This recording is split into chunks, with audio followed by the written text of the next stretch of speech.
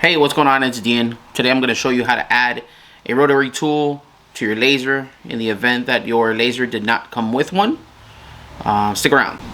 Things you're going to need: tie wraps. You're going to need these terminal connectors. You're going to need, well, this is optional. These are to tape up on a surface and you put tie wraps on them. I don't know what they're called, but you're going to need it. Pliers, regular ones, and then some flush ones. And you're gonna need a small screwdriver. If you have one that has both sides, perfect.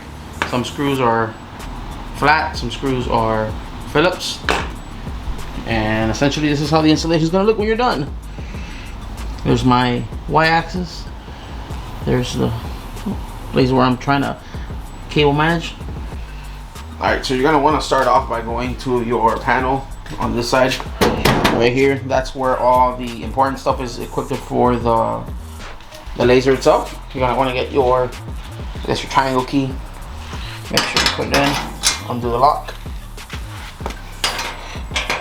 That is gonna expose all your important parts for the unit itself.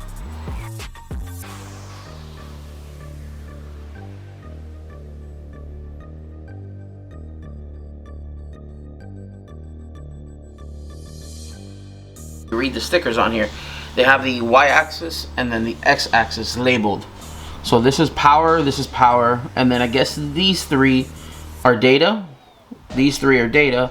This is also providing the 5-volt for the motors themselves. So I checked the stickers on mine. The top one is for the X-axis, and this one's on the Y-axis. When you're hooking up a rotary tool, you always want to hook it up to the Y-axis. The manufacturer sent me this connector. It's essentially a toggle switch, and the premise of this, it's essentially going to give you both connections, one to the Y-axis and then one aviation plug for your rotary tool. What they're doing is they're connecting these both together on one switch, so if you're going to use the rotary tool, you can just put it in, flip the switch, go to rotary. If you want to use the Y-axis, you flip the switch, go to Y-axis. I think this is a pretty cool idea because based on what I've seen online, you had to uninstall your Y-axis every time you wanted to use the rotary tool. With this toggle switch, you can leave it installed, and when you want to use one or the other, you just flip the switch to the side and you can just use it like that. So on my laser engraver, the colors that come on the machine are a little bit different than the colors on this one, on this attachment cable they gave me. On this one I got a blue, a brown, and a black. On my machine itself I got yellow, red, and green. This could lead, usually what they'll do is they'll try to send you the ones with the same colors, but for some reason or another this is the one that I got. After speaking to the manufacturer for a little bit, we ended up finding out that there are numbers on, it's really difficult to see, but on the inside of this, there's numbers that correlate with a pin here on the aviation plug. So the way that I have it is number 3 is the black one, number 1 is the brown one, and then number 2 is the blue one. So what you could always do is verify that by looking on here. If you angle it correctly, you'll be able to see that there's a number on there. See? I think you can see that says 3 there. It's very difficult, but either way, you're going to want to shine light on it and just verify what color correlates with what pin. And what you can do afterwards is you can get your rotary attachment. If you'd like, you can peel some of the cable back and then you can see what colors correlate with which one.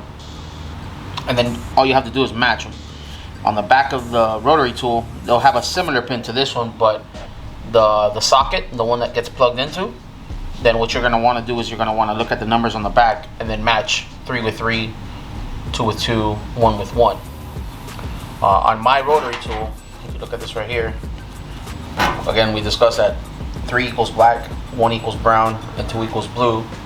Well, based with the help of the manufacturer, we found out that my black equals to yellow, my brown equals to red, and my blue equals to green on my unit. And then yellow equals to W, R, and V. When you look at the unit itself, it'll also have some, let me look this up real quick. On here, it's a little bit difficult to see, but there's some stickers on here with some letters on it. You just gotta make W, V, and U. Make sure that when you're connecting the thing to it, that you're connecting the right cables. So I took the liberty to draw out the pin structure on mine. W is gonna go here, which is gonna be the yellow cable or my black cable. Then after that, we're gonna go to the V, which here V is labeled by green, or the green cable, which is the blue one on this pin. And then finally U, which is gonna be essentially this one that says red, but essentially it's U. I just put another R here by mistake. This is gonna be a U. There are two things that I didn't get to record because I was out of frame. The first, I connected the cables to the Y-axis, U, V, W, and then I also had to go to the store and buy terminal clips in order to connect them to the toggle switch. All right, so what I'm gonna do is go ahead, crimp these down just a little bit.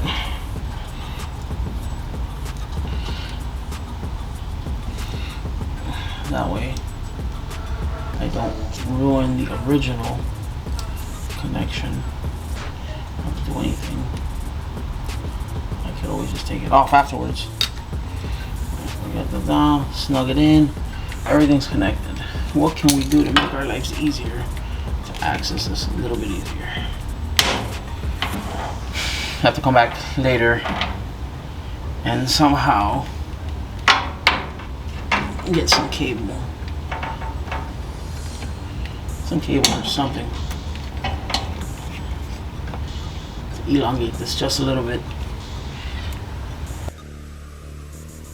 What I ended up doing is just running it right inside and taping it down with one of these wraps in order to leave it there. It's far away enough from where it won't be obstructed by the belt, but it's not the optimal place. We're gonna find a better spot for it. For now, it's gonna work. If you have any questions, you could leave it in the comments below, or if you want to know what pieces I ended up buying up for this, I'll have it in the description as well. Have a great day.